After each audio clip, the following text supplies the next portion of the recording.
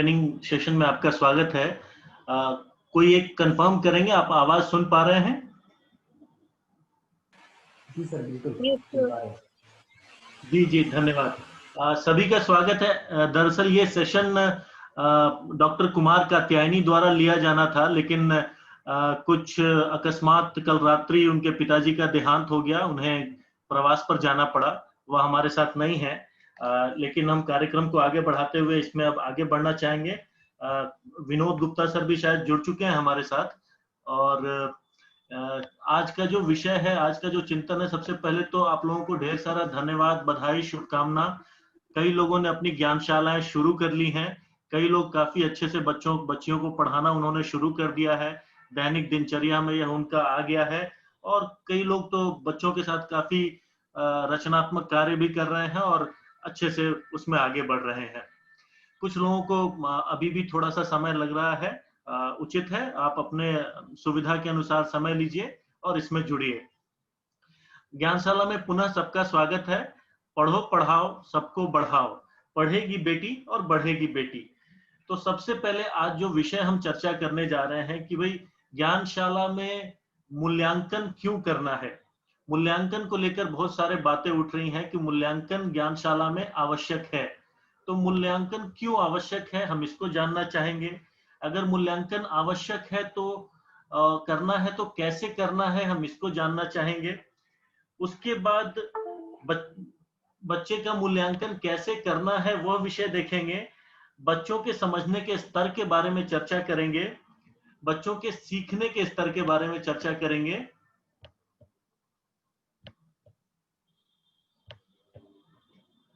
आवाज आ रही है?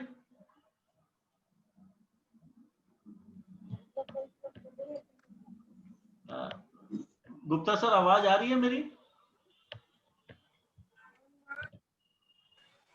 आवाज आ रहा है सर आपका। ओके ओके, ठीक है। तो सिखाने के बारे में कि बच्चों को कैसे सिखाएं और उसके बाद आगे बढ़ने का क्रम क्या होगा, तो इस पे एक बड़ी टीम काम कर रही है जो फाउंडेशनल लर्निंग पे कई सारे हमारे अनुभवी शिक्षक, प्राथमिक शालाओं के शिक्षक इस पर काम कर रहे हैं, शोध कर रहे हैं कि हम मूल्यांकन के उपरांत किस दिशा में बढ़ेंगे, कैसे बढ़ेंगे, और आपको हर तरह की सामग्री उपलब्ध कराने के लिए वो प्रयासरत है। तो सबसे पहले मूल्यांकन क्यों जरूरी है? तो मूल्यांकन इसलिए जरूरी है कि हम कोई भी कार्य जब करते हैं तो हम उसका रिजल्ट जानना चाहते हैं।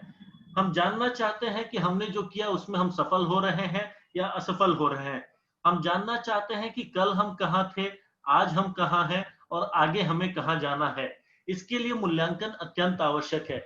जब एक बच्चा पढ़ाई करता है तो एक शिक्षक के लिए, उसके परिवार के लिए, यहाँ तक उस बच्चे के लिए भी जानना आवश्यक है कि वह क्या सीख रहा है, वह किस गति से सीख रहा है, वह किस दिशा में सीख रहा है। तो इसके लिए सर्वप्रथम सबसे जरूरी है मूल्यांकन। यदि अगर बच्चे के सीखने में कोई कमी रह जाती है तो कहीं ना कहीं हमारे पढ़ाने में चूक है, कुछ ना कुछ हमसे कमी हो रही है जिसके चलते बच्चे समुचित रूप से सीख नहीं पा रहे हैं, या फिर हम बच्चे के सीखने के तरीके को नहीं समझ पाए। अब इसके लिए सबसे पहले जानना जरूरी है बच्चा सीख पा रहा है, नहीं सीख पा रहा है, कि बच्चे को क्या आता है और कहाँ उसकी कमजोरी है और उसके साथ किस तरीके से प्रयास की जरूरत है। तो इसमें एक मंत्र के रूप में याद रखिए, एक मंत्र समझिए कि सबसे पहले मापो, सबसे पहले मापो, उसके बाद बच्चे को समझो, उसके बाद बच्चे को सिखाओ और फिर आप आगे बढ़ जाओ। तो मापो, समझो, सिखाओ, आगे बढ़ जाओ। बस इतना ही अगर हम ध्यान रखें कि हमने क्या मापा, बच्चा कहाँ था, हमने बच्चे को कितना बखूबी समझा। बच्चे को समझना बहुत आवश्यक है। हम जब तक बच्चे की समझ नहीं बनाएंगे हम उसको सिखाने में न्याय नहीं कर सकते। तो बच्चे को हम समझें, उसके बाद बच्चे को हम सिखाएं और फिर तो बच्चा स्वयं ही आगे बढ़ जाता है, हमें उसका साथ देने की जरूरत होती है। अब सबसे पहले, अब अगला प्रश्न आता है कि मूल्यांकन कैसे किया जाए, किस तरीके से मूल्यांकन किया जाए। तो मूल्यांकन की बहुत सारी पद्धतियां हैं भारत में। हर एक परीक्षा समझिए तो एक तरह का मूल्यांकन ही है। लेकिन मोटा मोटी तौर पे प्राथमिक शिक्षा में प्रथम एक संस्था है, उसके द्वारा स्थापित असर मूल्यांकन पद्धति काफी प्रसिद्ध है। उसका एक टूल है, असर टूल है, जिसके उपयोग से हम भी अपने बच्चों की बच्चों की क्षमता, बुनियादी क्षमता मापेंगे, उनकी भाषा की क्षमता, उनकी गणित की क्षमता, उसको हम नापेंगे। तो सबसे पहले यह ध्यान रखने का विषय है कि शिक्षा व्यक्ति के बनावट, प्रयास और परिवेश का समावेशी प्रतिफल है। तो शिक्षा कोई ऐसा नहीं कि एकाएक कोई अलग सी चीज है। बच्चा क्या है, बच्चा का प्रयास क्या है, उसका परिवेश क्या है, इन सब चीज का मिला जुला प्रतिफल शिक्षा में दिखता है। हमें किसी भी निर्णय में, किसी भी सोच में, किसी भी मूल्यांकन में कोई जल्दबाजी नहीं करनी है। हमें प्रेम पूर्वक बच्चे को समझना है, उससे विमर्श करना है, उसके परिवार को समझना है और उसके बाद बच्चे को समझकर आगे बढ़ना है।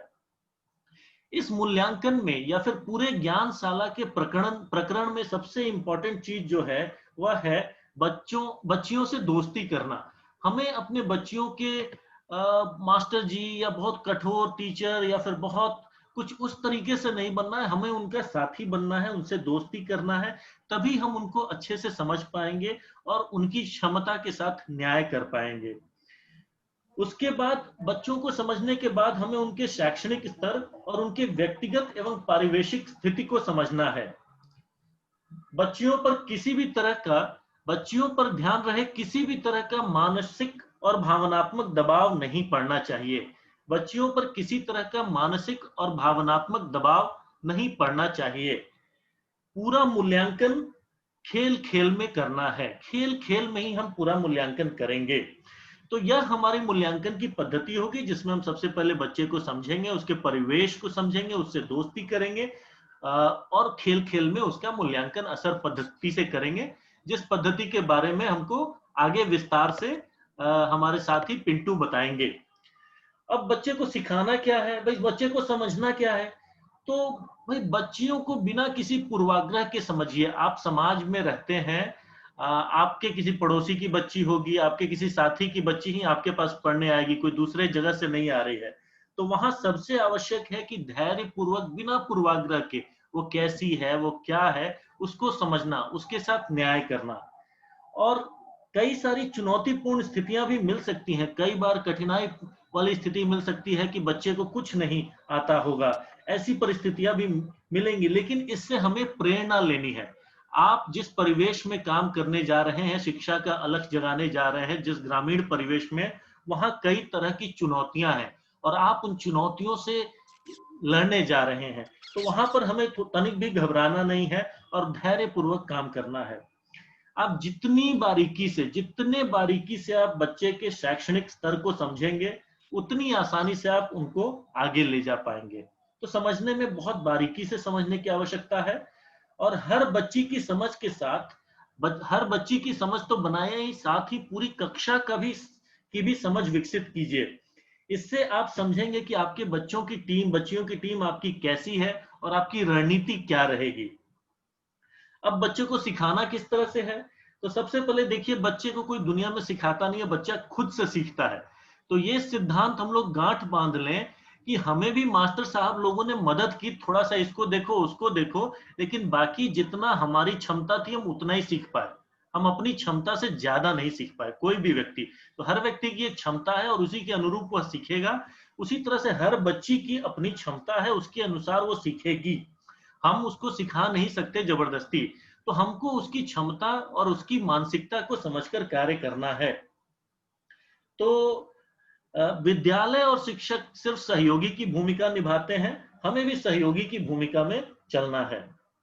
और ध्यान रखिए, जो बच्चियां खुद कोई पाठ या विषय पढ़ सकती हैं, उनको हमें सिर्फ सहयोग करना है, बाकी कार्य वो स्वयं कर लेंगे।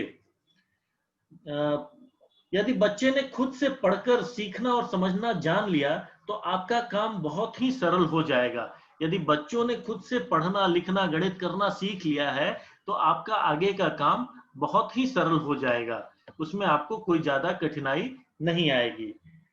और जब आपके बच्चे सीखना सीख जाएंगे कि कैसे सीखते हैं, मान लीजिए उनको पढ़ना आता, उन्होंने पढ़ना अच्छे से सीख लिया, पढ़कर कहानी को समझना अच्छे से सीख लिया, और तो उसके बाद वह खुद से सीखने की उनकी परंपरा और प्रवृत्ति स्टार्ट हो जाएगी और आपका काम आसान हो जाएगा, उन्हें आगे बढ़ने से कोई नहीं रोक पाएगा।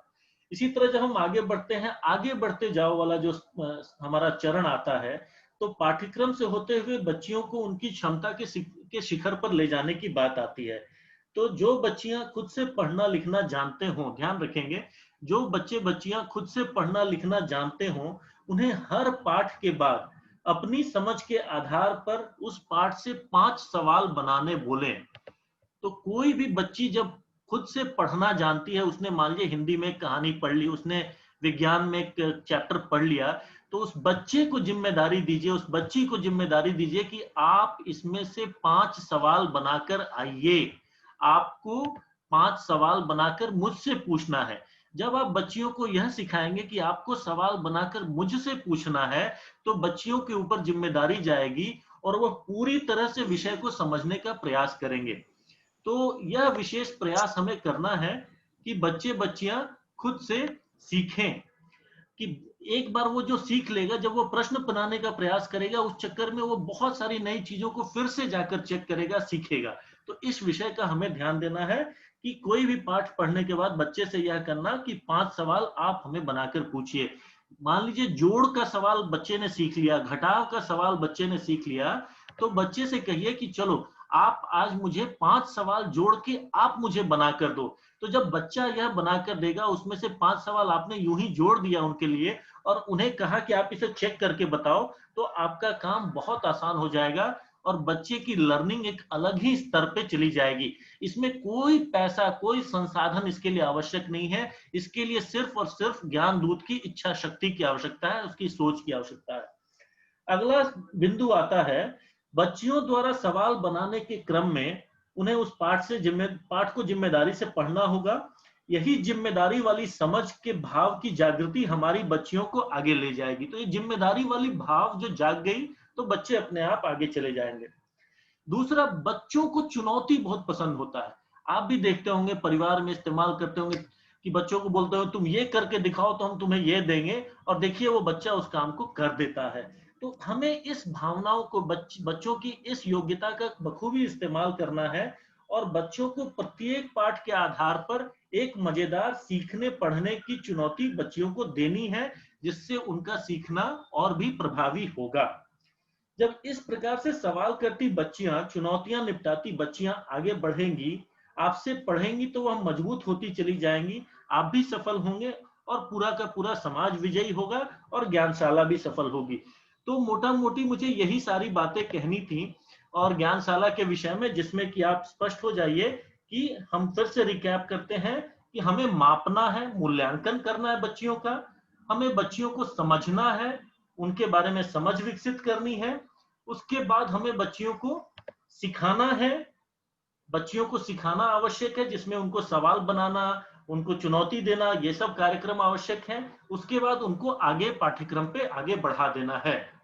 अगले विषय के लिए अगला जो विषय है असर मूल्यांकन पद्धति के बारे में, वो हमारे साथी पिंटू बताएंगे आपको। पिंटू, आप कृपया अपना माइक ऑन कर लें और आप please take over. Pintu Yadav ji.